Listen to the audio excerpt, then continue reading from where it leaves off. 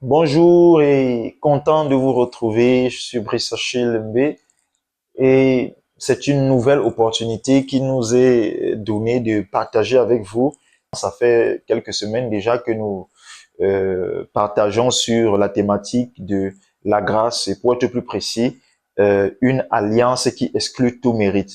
Nous essayons de faire comprendre autant que possible par l'esprit ce que c'est vraiment que la nouvelle alliance et ce qu'on devrait donner comme enseignement au peuple sur la nouvelle alliance, parce que chaque alliance a son mode opératoire, bien à sa manière d'être contractée et à son mode opératoire et également à, euh, à ses conditions, ses caractéristiques. Et chaque alliance en fait est distincte.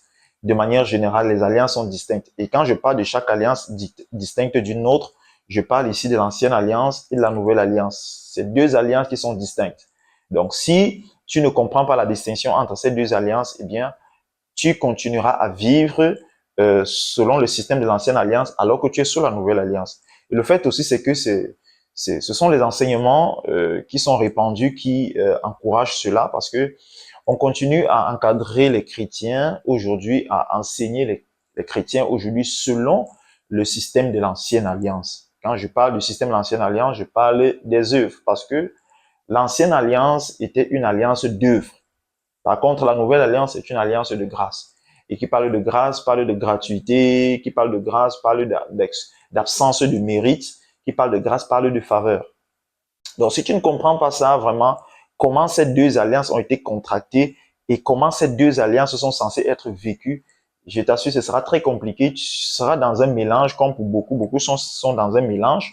Un peu comme au temps de Jésus, du moins au temps des apôtres, certains juifs qui avaient cru étaient dans le mélange ancienne alliance, nouvelle alliance. Vous voyez du genre, on te parle de la grâce parfois, mais après on te dit que non, mais en dehors de la grâce, n'oublions pas qu'il faut aussi faire des efforts. Tu vois un peu ce style de mélange-là, le peuple, les juifs qui avaient cru au temps des apôtres étaient dans ce mélange.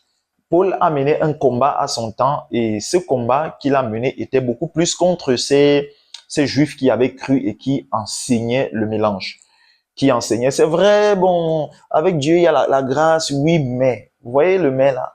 C'est vrai la grâce, mais, n'oublions pas que c'est vrai la grâce, mais, c'est vrai la grâce, mais il faut aussi faire des efforts, il faut aussi faire ceci, il faut aussi remplir telle autre condition, il faut aussi remplir telle autre condition pour que Dieu fasse ceci, pour que Dieu fasse ceci. Donc, vous voyez, aujourd'hui, il y a ça, il y a ce mélange, il y a beaucoup qui sont dans ce mélange, qui enseignent ce mélange-là.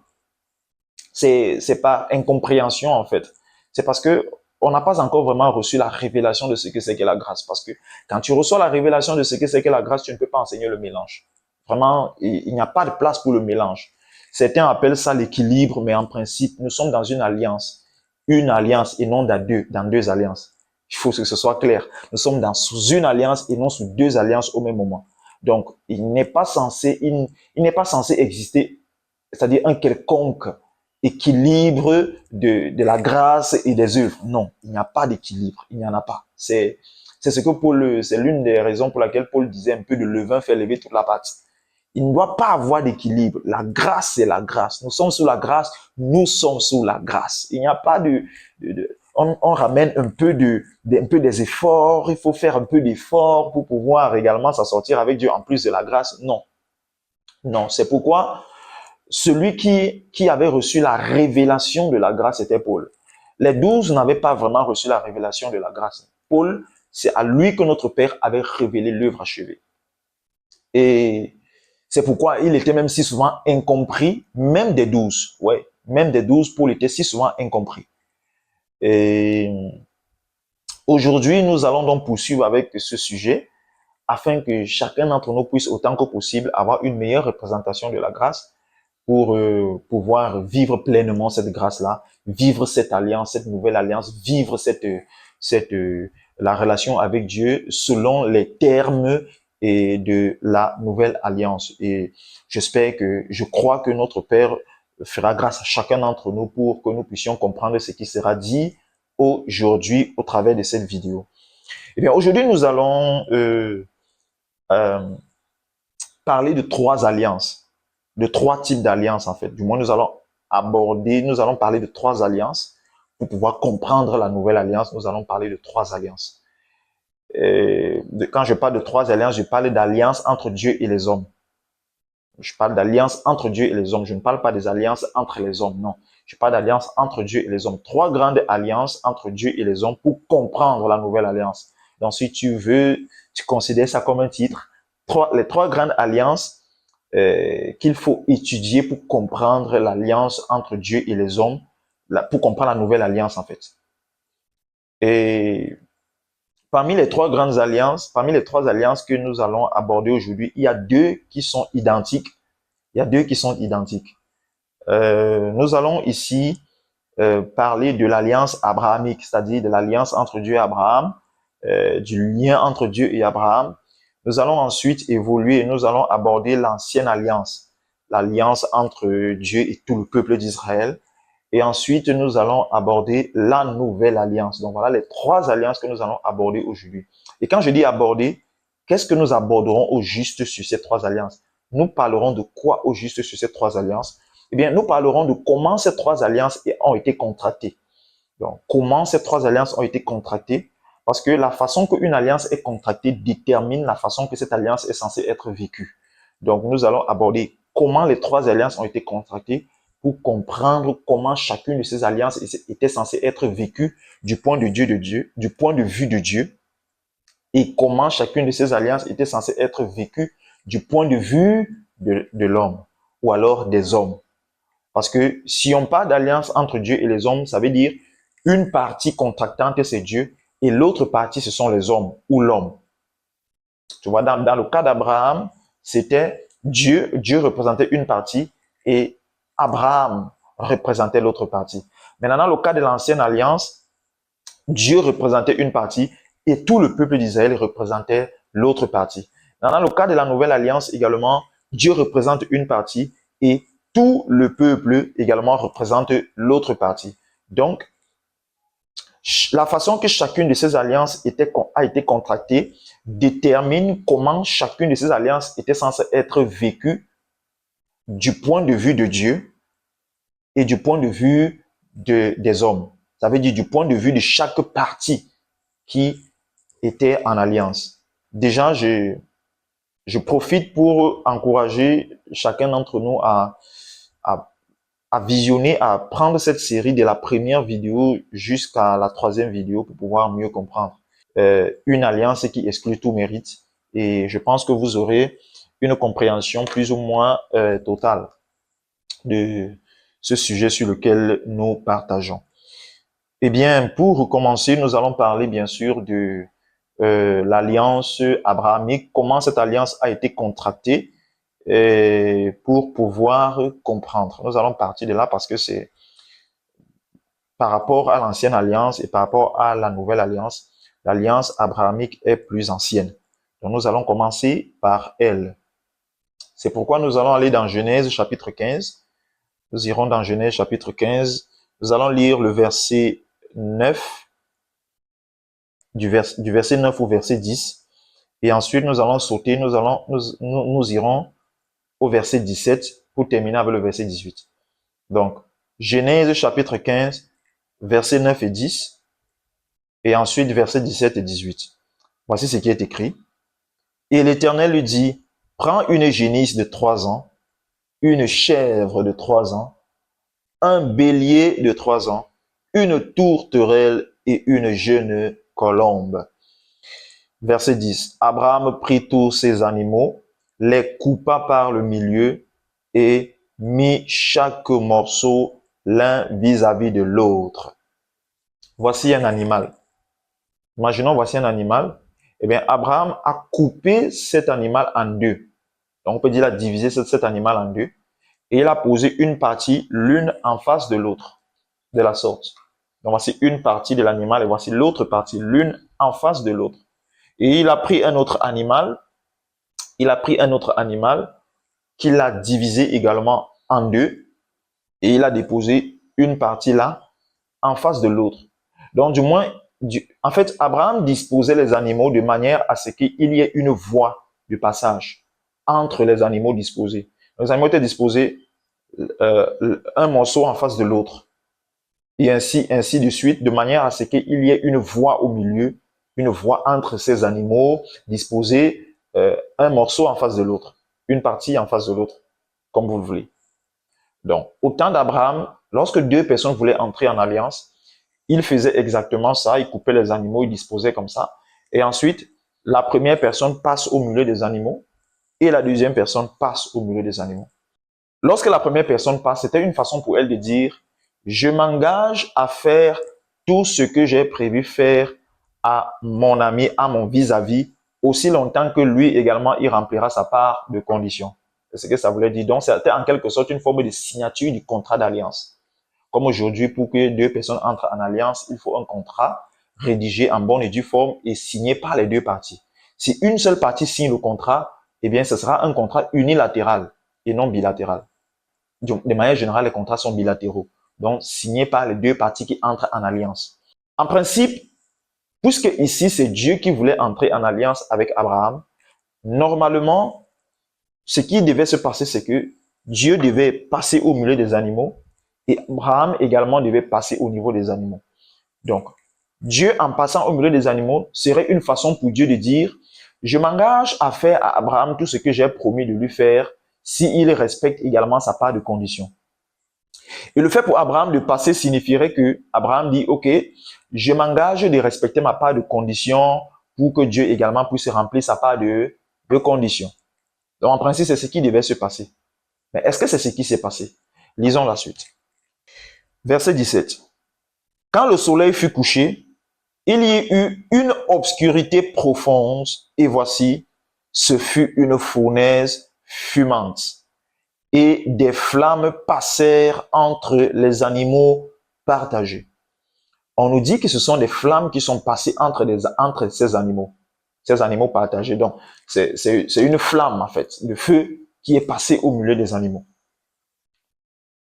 Le verset 18 dit, « En ce jour-là, l'Éternel fit alliance avec Abraham et dit, « Je donne ce pays en ta bref. » Alors, on nous dit au début du verset 18 que c'est ainsi que Dieu entra en alliance avec Abraham. Mais comment ça?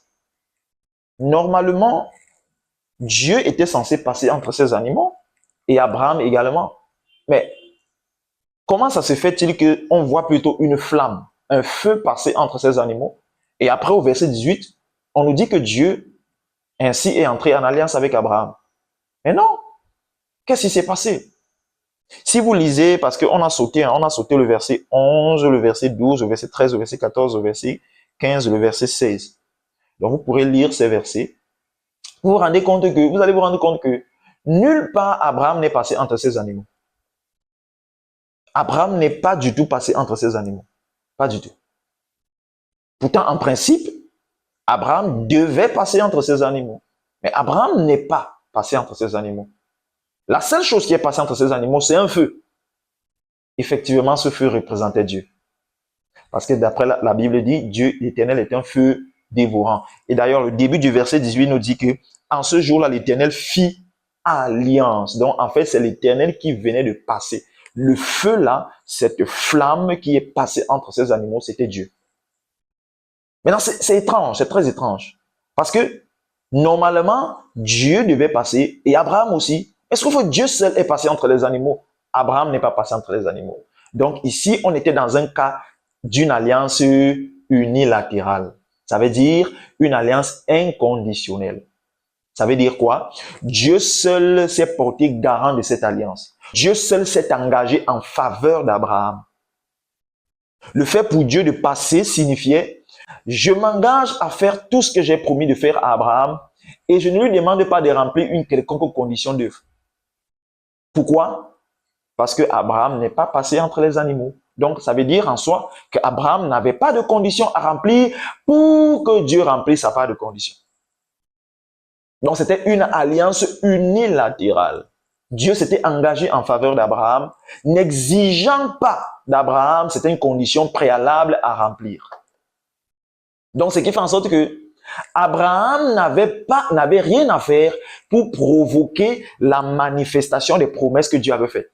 Qu'Abraham fasse quelque chose, qu'Abraham pose une action ou qu'Abraham ne pose pas d'action, Dieu s'était engagé sans tenir compte de ce qu'Abraham devait faire ou ne pas faire. Dieu s'était engagé seul. C'est justement ça qu'on appelle une alliance de grâce.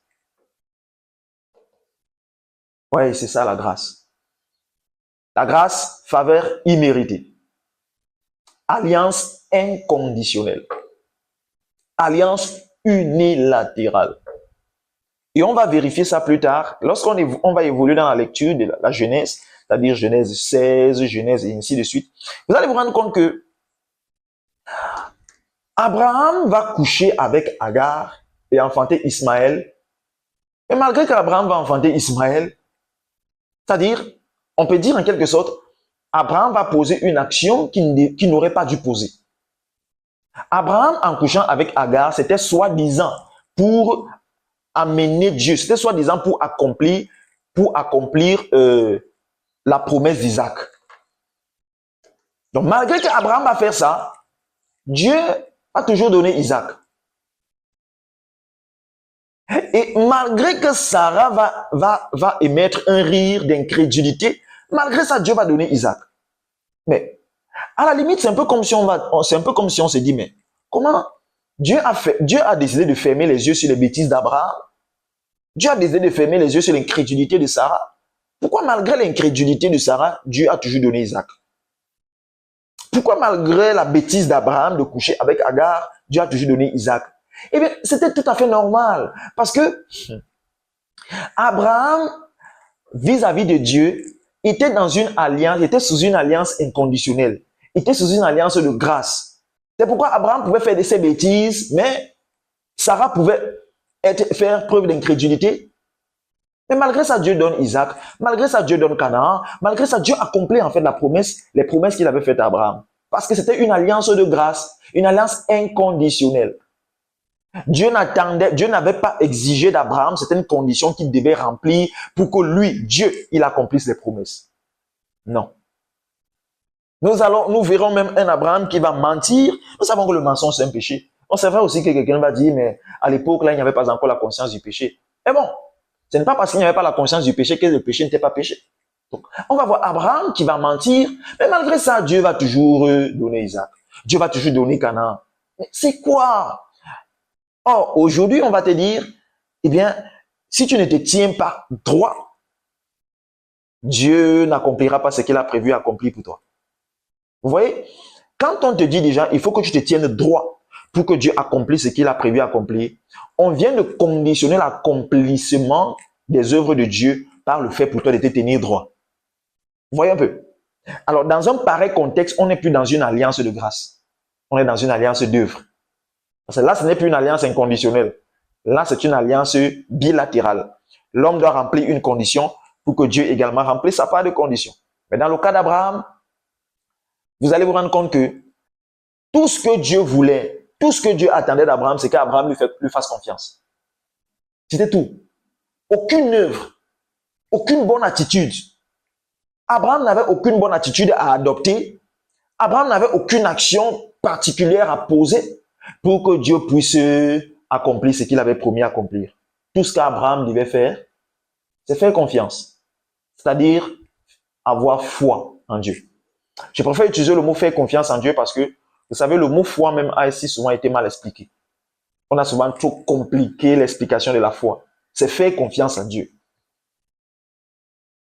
Donc, Abraham devait tout simplement faire confiance en Dieu.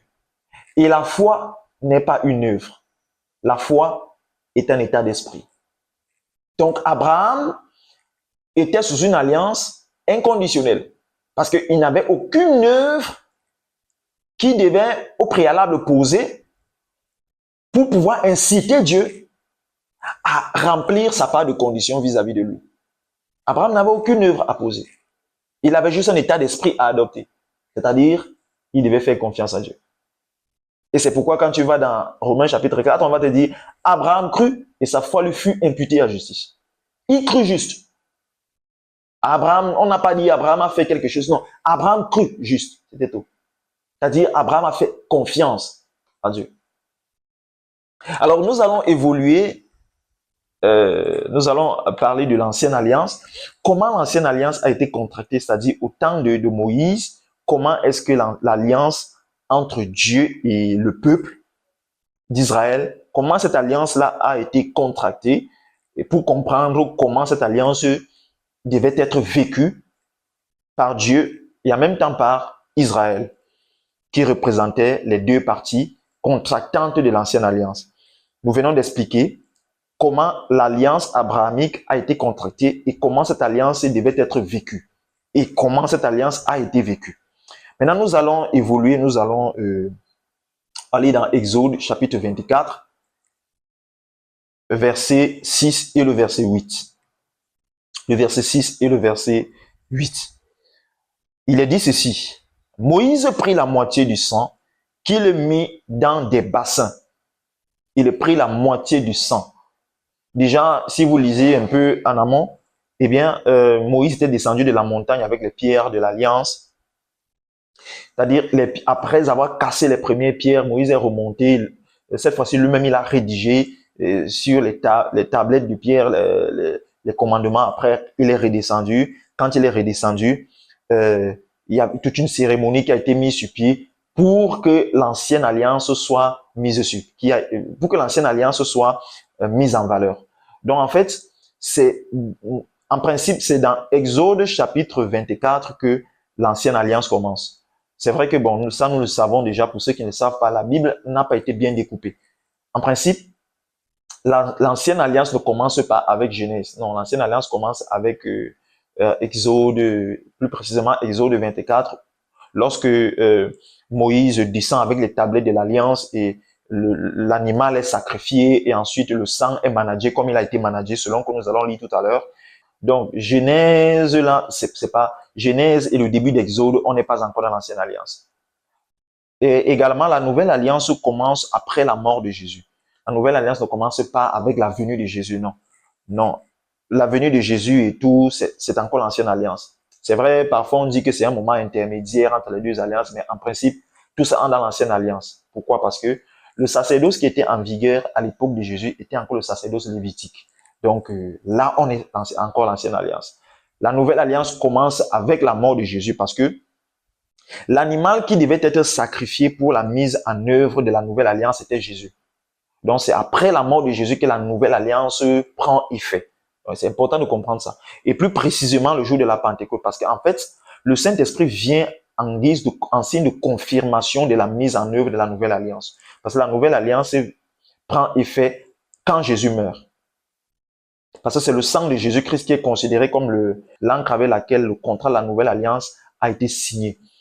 Donc, après ça, le Saint-Esprit pouvait venir demeurer. Parce que dans l'ancienne alliance, le Saint-Esprit n'était pas demeurant, bien sûr. D'après le plan de Dieu, le Saint-Esprit devait être demeurant sous la nouvelle alliance.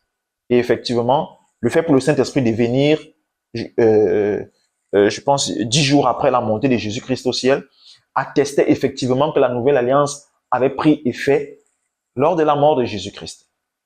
Donc, c'est important de comprendre ça. Donc, le découpage de la Bible n'est pas trop ça. Déjà, quand tu vas dans l'ancienne alliance, tu vas te rendre compte que le livre de Job se situe dans l'ancienne alliance. C'est-à-dire, le livre de Job est avant Psaume. Et pourtant, en principe, Job n'est pas censé être, selon l'ordre chronologique, Job n'est pas censé être au niveau des psaumes. Non. Job n'est même pas dans l'ancienne alliance. L'histoire de Job, semblerait-il, se situe bien avant l'ancienne alliance. Semblerait-il, l'histoire de Job se situerait même peut-être avant l'histoire de Moïse, d'Abraham. Donc, vous vous rendez compte que normalement, le livre du Job n'est pas censé se retrouver où il se retrouve. Donc, la Bible, le partage n'est pas vraiment ce qu'il aurait dû être. Donc, c'est important de comprendre ça. Parce que beaucoup vont, non, mais Jésus avait dit non, mais il a dit ceci dans les évangiles. Non, frère, il faut comprendre, la nouvelle alliance, la nouvelle alliance parle de l'œuvre achevée. Qui parle de l'œuvre achevée parle de la croix. C'est important de comprendre ça. Paul avait dit, je n'ai pas eu la pensée de connaître autre chose parmi vous que Christ crucifié. Qu'est-ce que Paul voulait dire?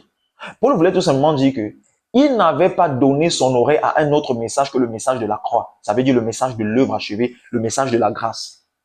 Paul ne disait pas ça pour rien, frère. C'est parce qu'à cette époque-là, il y avait comme je l'ai dit au début de cette vidéo, à cette époque-là, il y avait le mélange entre le message de la grâce et le message des efforts et des œuvres. Il faut remplir telle condition pour que Dieu fasse, il faut remplir telle autre condition. Il y avait ce mélange à son époque. Alors, il dit, il n'a pas eu la pensée de connaître autre chose. Ça veut dire, il n'avait même pas cherché à donner son oreille à un autre message que celui de l'œuvre achevée, que celui de la pure grâce. Paul ne dit pas ça pour rien. Paul dit ça pour nous amener à comprendre que nous devons faire pareil. Parce que nous sommes sous une alliance qui a un message spécifique. Nous sommes sous une alliance et à chaque alliance correspond le mode opératoire et à chaque alliance correspond un sacerdoce, à chaque alliance correspond ça ou ses lois, à chaque alliance correspond son ou ses messages.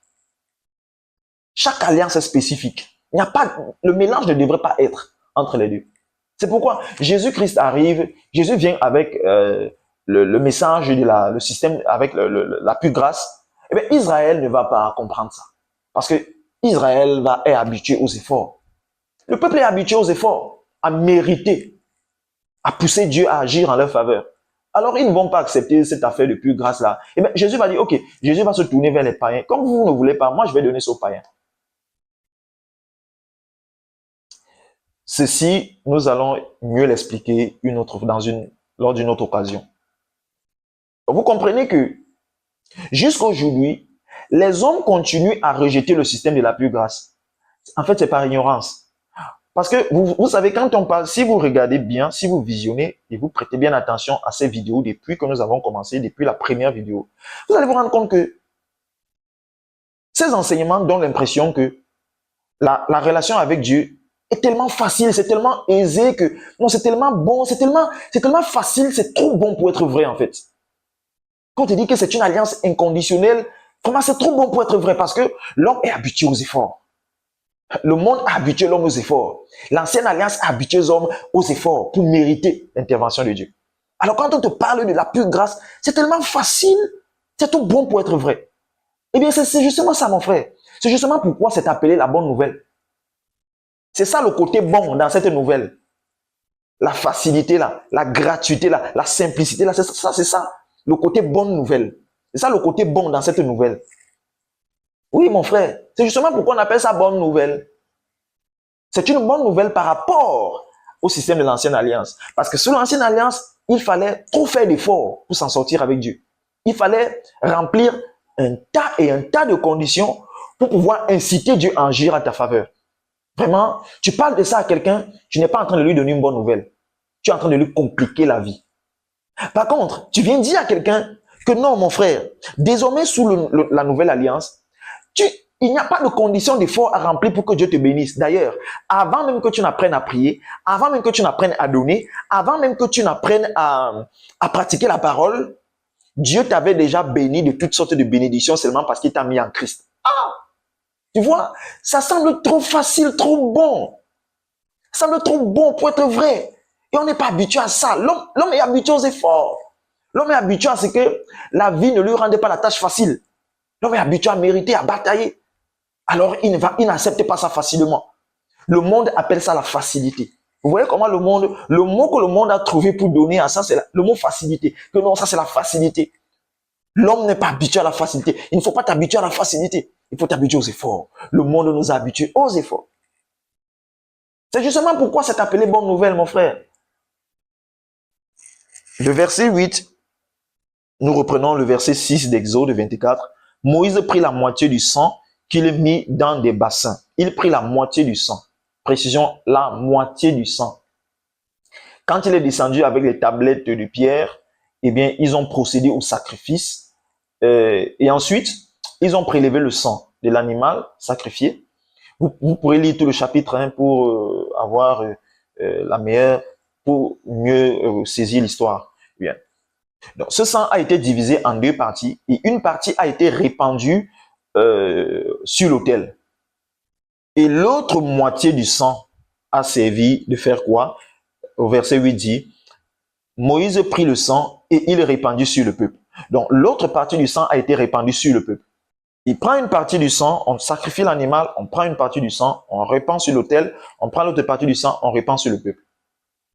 Et c'était ainsi la cérémonie ou alors le rituel ou alors l'acte par lequel Dieu et les hommes sont entrés en alliance dans la première alliance, c'est-à-dire l'ancienne alliance. Parvenus à ce niveau, nous allons faire un constat ensemble.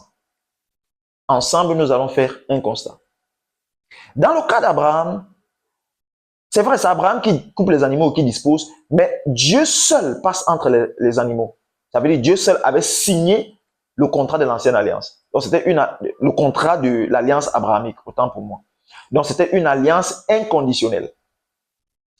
Une alliance unilatérale. Dieu était plus engagé qu'Abraham. Quand on évolue donc, on arrive au niveau de Moïse, on se rend compte que Dieu a fait une partie du travail, c'est-à-dire il a donné la loi, et le peuple a fait le cérémoniel.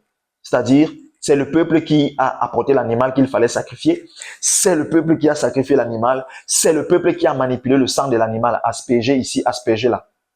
Donc, l'ancienne alliance, c'est-à-dire au temps de Moïse, était une alliance bilatérale. Et qui parle d'alliance bilatérale signifie que les deux parties sont appelées, chaque partie est appelée à remplir sa part de conditions du contrat. Les hommes devaient remplir un ensemble de conditions pour amener Dieu à remplir également sa part de conditions. Par opposition à l'alliance entre Dieu et Abraham qui était une alliance unilatérale. Cette alliance-ci, l'ancienne alliance, c'est-à-dire l'alliance entre Dieu et le peuple au travers de Moïse, était une alliance bilatérale, c'est-à-dire deux parties engagées, Dieu et le peuple. Chaque partie devait remplir des conditions. C'est la raison pour laquelle sous l'ancienne alliance, les hommes étaient obligés de faire des efforts, parce que s'ils ne faisaient pas des efforts, par des prières, par le jeûne, par tout ce que vous voulez là, eh bien, Dieu n'aurait pas agi en leur faveur.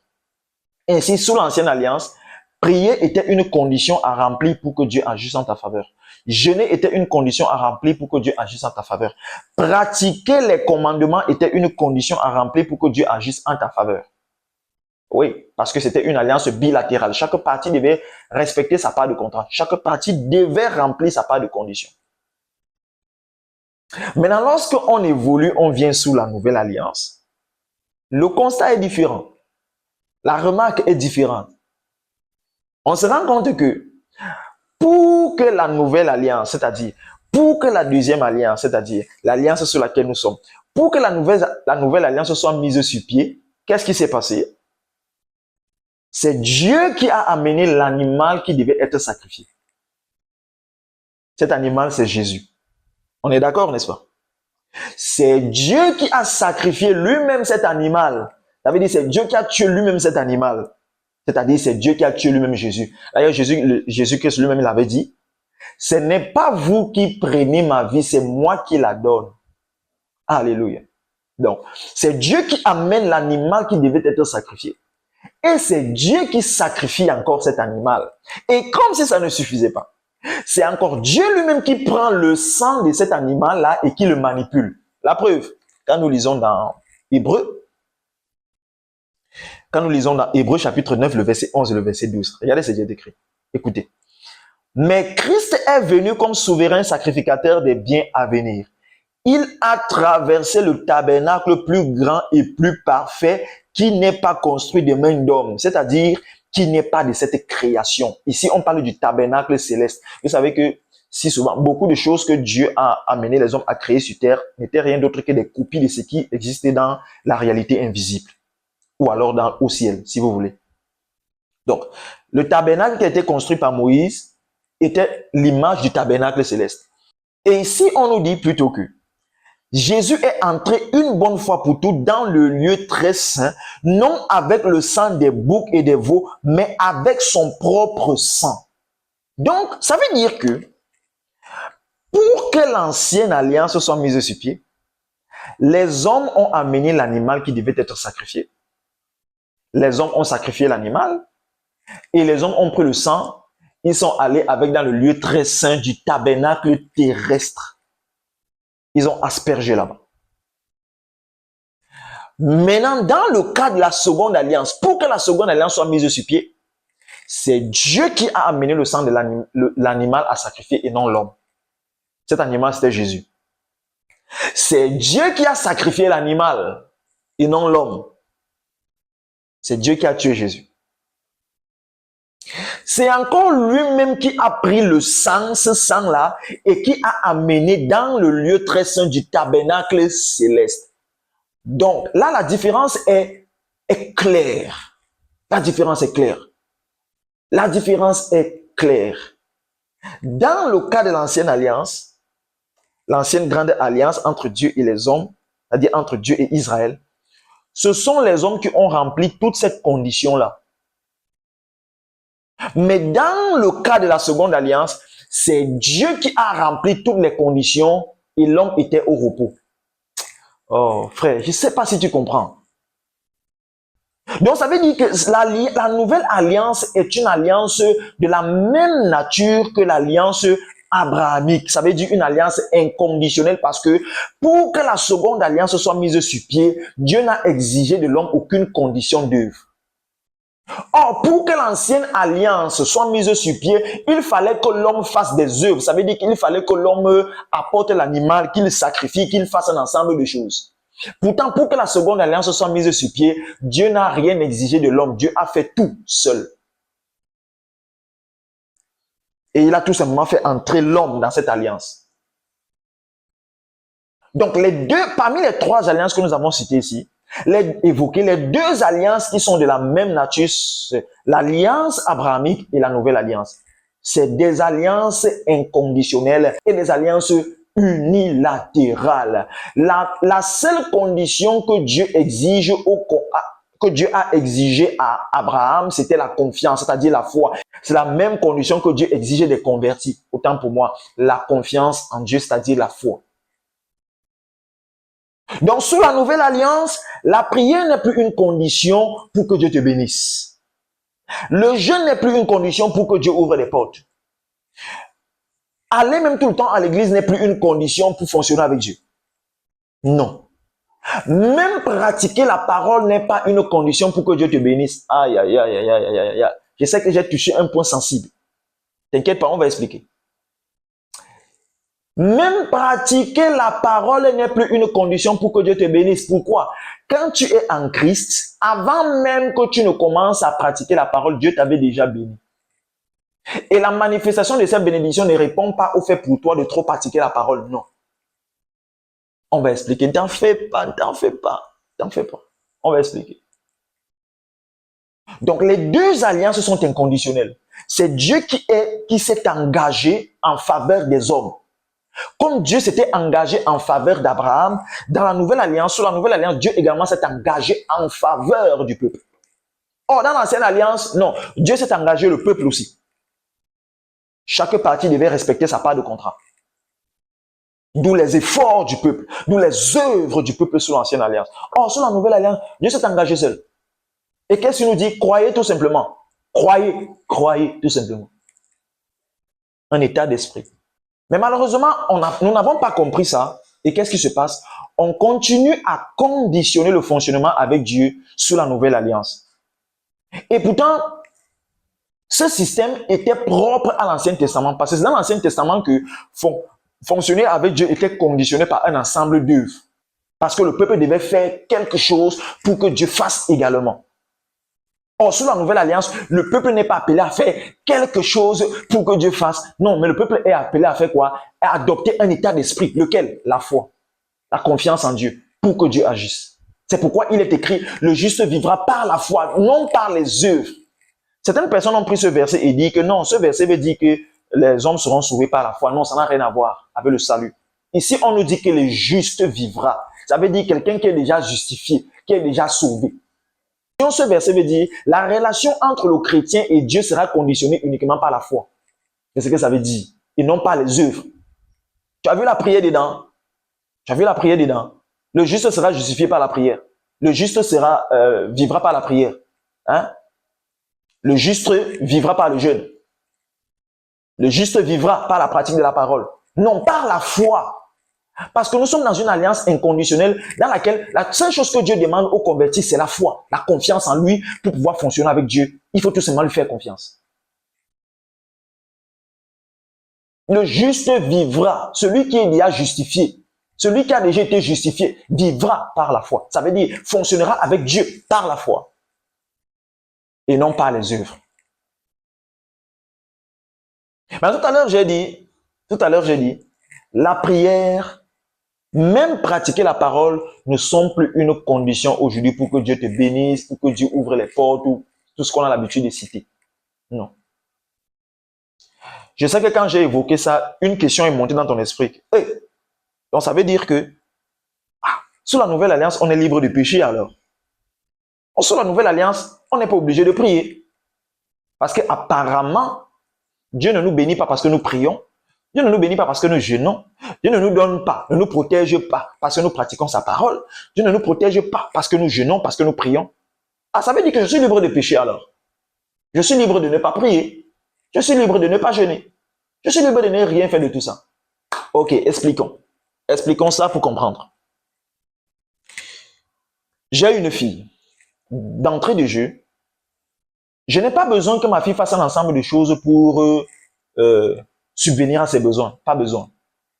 Que pour subvenir aux besoins de ta fille, il faut que ta fille remplisse un ensemble de conditions. Il faut que ta fille ait d'abord lavé les assiettes pour que tu lui subviennes à ses besoins. Non. Non, frère. Non. Je ne vais pas dire à ma fille que si tu veux que je t'envoie à l'école cette année, il faut que tu m'obéisses chaque jour. C'est ce que tu fais avec ta fille. Pour que tu l'envoies à l'école, il faut qu'elle t'obéisse chaque jour. Pour que tu lui donnes à manger, il faut qu'elle t'obéisse chaque jour. Il faut qu'elle t'obéisse et qu'elle soit impeccable. Si elle ne t'obéit pas aujourd'hui, tu ne lui donnes pas à manger. Si elle ne fait pas elle ne t'obéit pas demain, tu ne lui donnes pas à manger demain. Ah bon? Par contre, si tu dis à ta fille, ok, si tu ne m'obéis pas, je ne devais pas t'acheter tel cadeau. Là, ça passe. Pourquoi? Parce que ce cadeau relève de la catégorie de ce qu'on appelle les désirs. Mais pour ce qui concerne les besoins, tu ne conditionneras pas la satisfaction du besoin de ton enfant par un ensemble d'œuvres qu'elle doit remplir au préalable. Non. S'il y a un parent qui dit à sa fille, pour que je te donne à manger, pour que tu aies à manger chez moi, il faut que tu fasses d'abord toutes tes tâches. Un parent qui fait ça à son enfant, il est irresponsable. Ouais, il est irresponsable. Pourquoi? La relation entre père et fils est une relation inconditionnelle pour le fils, de la même manière que la nouvelle alliance est une alliance inconditionnelle pour le converti. C'est la même chose. Est-ce que tu as demandé à Dieu d'amener Jésus? Personne n'a demandé à Dieu d'amener Jésus. Est-ce que tu as demandé à Dieu de sacrifier Jésus? Non. Tout ce que Dieu a fait là pour que la nouvelle alliance soit mise sur pied, est-ce que c'est toi qui as demandé à Dieu de le faire? Quelqu'un n'a même demandé à Dieu de le faire? Personne. Dieu l'a fait par amour pour ses créatures.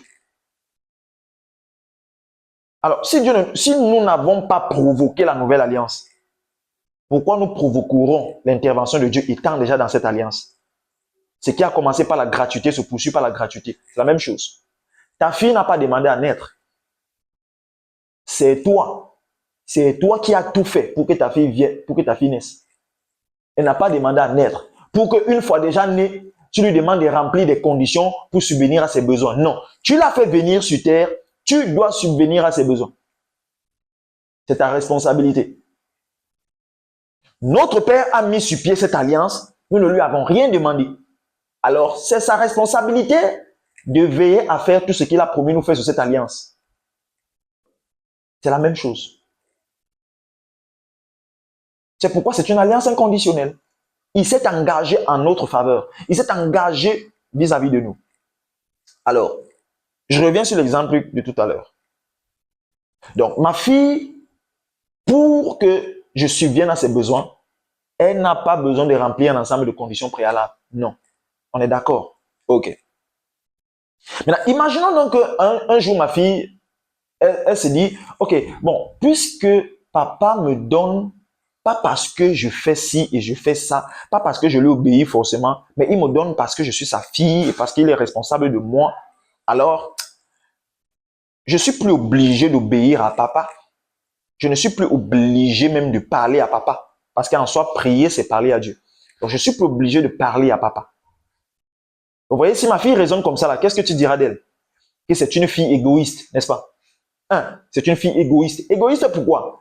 Parce que cela supposerait que Ma fille m'obéissait pour que je lui donne des choses, pour que je subvienne à ses besoins. Donc, en soi, chaque fois qu'elle m'obéissait, c'était par égoïsme. Elle ne pensait qu'à elle. Elle ne m'obéissait pas parce qu'elle m'aimait. Donc, ma fille est une fille égoïste. Elle m'obéissait pour ses propres intérêts. Donc, frère, chaque fois que tu dis que tu obéis à la parole pour que Dieu ouvre les portes, tu es égoïste. On n'obéit pas à la parole. On ne pratique pas la parole pour que Dieu nous bénisse, pour que Dieu agisse en notre faveur. Non, on pratique la parole parce qu'on aime Dieu, parce qu'on aime notre Père. On pratique la parole parce qu'on aime notre Père. On pratique la parole parce qu'on aime Dieu. Ma fille ne m'obéit pas pour que je lui donne des choses. Ma fille m'obéit parce qu'elle m'aime, parce qu'elle aime son Père et elle trouve bon d'obéir à son Père. Pas parce que pour que je lui donne des choses. Ma fille ne me parle pas. Elle n'aborde pas des sujets de conversation avec moi pour que je lui donne des choses. Non, ma fille le fait parce que je suis son père, parce qu'elle trouve naturel de causer avec son père. On ne prie pas pour que Dieu nous fasse des choses, mais on prie parce que c'est normal de parler avec son père. C'est pourquoi dans la nouvelle alliance, la prière prend une autre tournure, revêt un autre sens. La prière, ce n'est plus une affaire de commander, commander, commander, commander. La prière, c'est plus une affaire de dialogue, d'échange. On parle à son Père. On ne prie pas pour que Dieu fasse. Parce que de toutes les façons, notre Père, puisqu'il s'est engagé en notre faveur, il s'arrangera toujours que nous ayons ce que nous sommes censés avoir. En son temps. Parce que n'oublions pas ça. Dieu a un timing qu'il respecte. Parce que nous sommes ainsi. Il suffit que quelqu'un fasse 3 ans, il ne voit rien. Il attend peut-être le véhicule, il attend quoi, ça ne vient pas. Eh bien, qu'est-ce qu'il fait? Il se dit que bon, peut-être je n'ai pas assez prié, peut-être je n'ai pas assez fait, peut-être je n'ai pas assez fait ci, peut-être je n'ai pas assez fait ça. Et c'est aussi parce qu'on va le lui dire au travers des enseignements que non, il faut le jeûne de Esther pour pouvoir débloquer. Il fait le jeûne d'Esther et après il se rend compte que quelques temps après, ça ne vient toujours pas. Et on lui dit non, bon, peut-être il faut les 7 prières de Élie pour pouvoir décanter. Il ajoute les 7 prières d'Élie. Et après quelques temps, 1 an plus tard, 2 ans plus tard, rien. Et après, on lui dit que non, bon, parfois, il faut l'offrande sacrificielle de la veuve de Sarepta. Il ajoute, il prend tout l'argent, il vient donner. 1 an, 2 ans après, rien ne change toujours. Et après, on lui dit que bon, tu sais, parfois, quand tu as fait tout ça et que rien ne change, ça veut dire qu'il y a le prince de Perse qui est là en train de retenir dans les lieux célestes ta bénédiction. Hey! Ouh! Voilà comment les chrétiens sont devenus des esclaves. Et quand on te dit que le prince de Perse a apparemment retenu ta bénédiction, ça veut dire quoi? Frère, il faut que tu entres dans le combat. Il faut que tu commences à combattre, combattre, combattre, combattre, lier l'esprit ici, lier. À cause de ça, les chrétiens ont créé des esprits qui n'existent pas. Oui, des esprits qui n'existent pas. Parce qu'on a passé le temps à nous enseigner qu'il y a des choses qu'il faut faire. Si tu ne vois pas ceci, ça veut dire que tu n'as pas, il y a quelque chose que tu n'as pas fait pour que Dieu donne la chose. Alors il faut faire d'abord la chose là. Et maintenant on commence à tâtonner. Peut-être la chose là c'est le jeûne d'Esther. Peut-être la chose là c'est le combat spirituel. Peut-être la chose là c'est, ah frère, voilà pourquoi les chrétiens sont fatigués.